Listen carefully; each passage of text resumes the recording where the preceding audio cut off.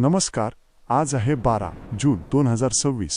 महाराष्ट्रातल्या शेतकऱ्याला एक अंदाज देणार आहे, कारण की राज्यामध्ये काय झालं, मान्सून बरेच मध्ये दाखल झाला, पण ते काय झालं काही जिल्ह्यातच झाला. म्हणजे सांगली जिल्हा, सोलापूर जिल्हा, त्याच्यानंतर सातारा, कोल्हापूर ह्या पट्ट्यामध्ये इकडे बीडच्या काही भागापर्यंत आला, पण त्याच्यानंतर ते तिथे स्थिरावला.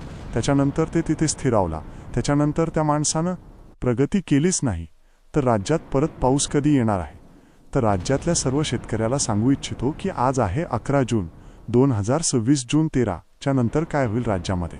आता हे जे आजपर्यंत जे थांबलेला पाऊस आहे ते जून 13 पासून परत राज्यामध्ये पावसाला थोडी सुरुवात होणार आहे. जून 13 नंतर जे पाऊस पडेल 13वा पडेल.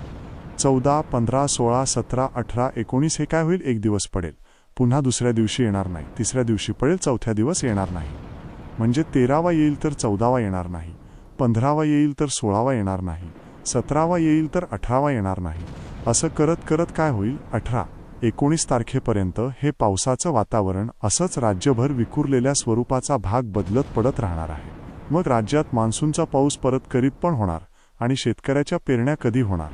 तर राज्यातल्या सर्व शेतकऱ्याला सांगू इच्छितो की मी पहिल्यापासूनच म्हटलं होतं की यावर्षी 3 टप्प्यामध्ये पेरण्या होणार आहेत. एक टप्पा राहील 7 ते 14 जूनचा. तर 7 ते 14 मध्ये काही भागांमध्ये इकडे केसच्या पलीकड तिकड काही भागामध्ये जिथं जास्त पाऊस पडला तिकडे पेरण्या सुरू झाल्या. त्यांचं फोन देखील आले. इकडे सातारा, सांगली, कोल्हापूरकर देखील ते सोयाबीन तिकडे देखील काही भागांमध्ये पेरण्या सुरू झाल्या, लागवडी सुरू झाल्या. पण काय झालं त्याच्यानंतर महाराष्ट्रामध्ये की आपल्याकडे महाराष्ट्रामध्ये पाऊस सगळीकडे पाऊस चरत नाही. मग राज्यातल्या शेतकऱ्याला सांगितो की 3 टप्प्यामध्ये जे दुसरा टप्पा आहे तर जूनचा शेवटचा आठवडामध्ये जून 20 ते जून 30 मध्ये, म्हणजे जून 20 पासून ते जून 30च्या दरम्यान राज्यात एक पाऊस येणार आहे.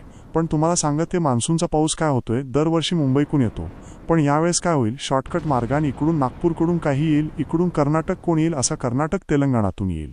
आणि त्याच्यामध्ये माझा जून 20 ते जून 30 मध्ये एक दुसरा पेरणीचा टप्पा होईल, म्हणून हे लक्षात येतं. त्याच्यानंतर परत याच्यातून जर काही शेतकरी उरले तर परत एक तिसरा टप्पा पेरणीचा राहणार आहे. आणि त्याच्यामध्ये तुम्हाला सांगतो जुलै 10 ते जुलै 15, मग त्याच्यामध्ये राहिलेल्या सलेल्यांच्या सगळ्याच्या त्या पेरण्या त्याच्यामध्ये होतील. पण शेतकऱ्याला माझी विनंती की जमिनीमध्ये चांगली वर असेल तरच पेरणीचा निर्णय घ्या, नसता पेरणी करू नका. कारण की 4 बोट 6 बोट ओली पेरणी केली तर ती आतापर्यंत फेल जाते. हे स्वतःचा देखील लांबून म्हणून जमिनीमध्ये ईदभर ऊल गेली. त्यानंतर पेरणीचा निर्णय तुम्ही स्वतःचा घ्यायचा. आणि राज्यामध्ये मात्र जून 20 पासून, म्हणजे 20 पासून काय होईल, बऱ्याच भागांमध्ये पावसाला सुरुवात होईल. मग ते मान्सूनचा पाऊस असेल. 20च्या नंतर ते 2-1, 2-2, 2-3, जसं जसं ते जूनच्या शेवटच्या आठवड येईल तसं मग काही भागामध्ये बऱ्याच ठिकाणी मान्सून दाखल होईल आणि त्याच्यामध्ये देखील एक पेरण्या होतील. आणि त्याच्यामधून जर काही शेतकरी उरले तर जुलै 10 ते जुलै 15 मध्ये पेरण्या होतील, म्हणून हे लक्षात घ्यायचं. आणखीन एक तुम्हाला एक माहिती विषय सांगतो की बऱ्याच शेतकऱ्यांचं फोन आले मला की ते म्हणतात यावर्षी दुष्काळ पडेल का. तुम्हाला सांगतो कालच 7 जून लागा, आणखीन 2-3 दिवस झाले की लगेच काय झालं की तुम्हाला वाटतं की दुष्काळ पडेल. तुम्हाला सांगतो आज आहे 11 जूनला. मी म्हणत असतो ना 11 जूनला दुपारी 12 वाजता आकाशामध्ये जर खळ दिसलं, सूर्याला खळ आलं तर त्या वर्षी पाऊस कमी पडतो, दुष्काळ येतो. पण आता मी काय केलं, स्वतः बघितलं. 11 जूनला दुपारी 12 वाजता कसलं खळ वगैरे पडलं नाही, म्हणून यावर्षी दुष्काळ वगैरे काही पडणार नाही. पेण्या होणार आहेत. फक्त काय होणार आहे, जूनच्या शेवटच्या आठवड्यात होणार आहे, म्हणजे 3 टप्प्यामध्ये होणार आहे. आता 7 ते 14 मध्ये काही भागाच्या सुरू होतील तर ते बऱ्याच ठिकाणी चालू झाल्या. पण त्याच्यानंतर जे दुसरा टप्पा होईल ते जून 20 ते जून 30 मध्ये होईल आणि त्याच्यामधून 6 जुलै 14च्या दरम्यान तिसरा एक टप्पा राहील, म्हणून हे लक्षात येतं. पण राज्यातल्या सर्व शेतकऱ्यांची पेरणी होणार आहेत. घाबरून जाण्याचं कारण नाही. आता बऱ्याच जणांना वाटत की हे 7 जून गेला, पाऊस नाही आला, तर काही चिंता करू नका, तुम्ही तुमचे काम करून घ्यावा, तुम्ही तुमचे बियाणं व्यवस्थित राहू द्या. कारण की राज्यामध्ये काय होणार, 20 तारखेच्या नंतर, 20 जूनच्या नंतर जसं 21 येईल तसं पावसाला सुरुवात होईल, 22वा बऱ्याच भागात कव्हर होईल. असं करत करत त्यावेळेस सगळ्या भागामध्ये 20 ते 30 मध्ये पाऊस जाईल आणि महाराष्ट्रातल्या सर्व शेतकऱ्यांच्या पेरण्या होतील. यावर्षी चांगला पाऊस पडणार आहे. मी पहिल्यापासून म्हणलो होतो जूनमध्ये थोडा कमी राहील, जुलैमध्ये जास्त पडणार आहे, ऑगस्टला कमी राहील आणि सप्टेंबर ऑक्टोबरमध्ये मात्र परतीचा पाऊस धुमाकळ घालणार आहे. म्हणून हे अंदाज सर्व शेतकऱ्यांनी लक्षात घ्यायचा. महाराष्ट्रातला जो दक्षिण भाग आहे तर त्या दक्षिण भागामधल्या, म्हणजे इकडे उदगीर असं तालुक, इकडे पूर्ण कडला काही भाग, इकडं त्याच्यानंतर केश अंबाजोगा त्या परिसरात, इकडं मग सांगली सातारा त्या परिसरात बऱ्याच ठिकाणच्या पेरण्या झाल्या, पण आणखीन बऱ्याच पेरण्या जवळपास सगळ्याच शेतकऱ्याच्या राहिल्यात. उगाच थोड्याफार प्रमाणात दक्षिण महाराष्ट्राकडेच पाऊस थोडा दाखल झालता. आणि त्याच्यानंतर मोसमी पाऊस थांबला. त्याच्यानंतर आता काय होईल, या 13 तारखेपासून बऱ्याच भागांमध्ये पाऊस पडलं, ते पण सगळीकडे पडणार आहे. सर्वात महत्त्वाचं नंतर सगळ्याला तश आहे की आमच्या सगळ्या गावाला पाऊस, हे पाऊस 13 पासून जे येणार आहेत ते मात्र सगळीकडे पडणार नाही. जून 13 ते 18 जून 19 पर्यंत असाच एक दिवस येईल. एक दिवस नाही येणार, पुन्हा 2 दिवस नाही येणार, पुन्हा 2 दिवस नाही येणार, एक दिवस येईल, असंच राहणार आहे. मग जून 20च्या नंतर मग परत महाराष्ट्रामध्ये चांगलं मोसमी पाऊस सक्रिय होईल आणि शेतकऱ्याच्या पेरण्या होतील. म्हणून हा अंदाज सर्व शेतकऱ्यांना लक्ष, सगळ्यांच्या पेरण्या होणार, दुष्काळ वगैरे काही पडणार नाही.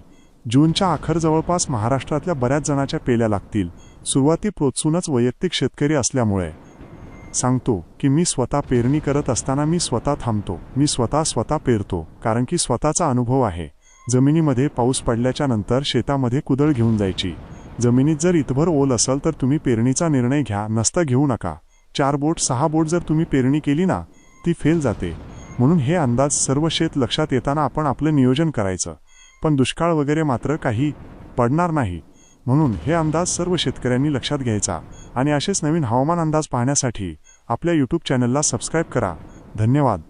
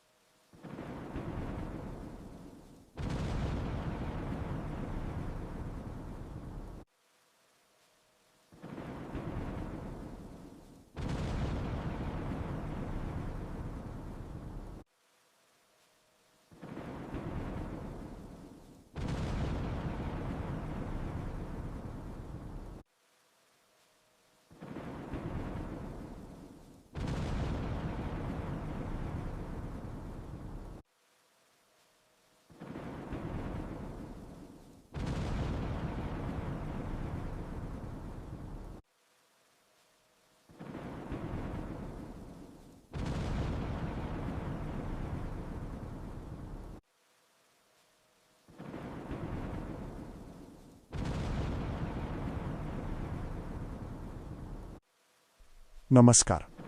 तुम्ही दिलेला हवामान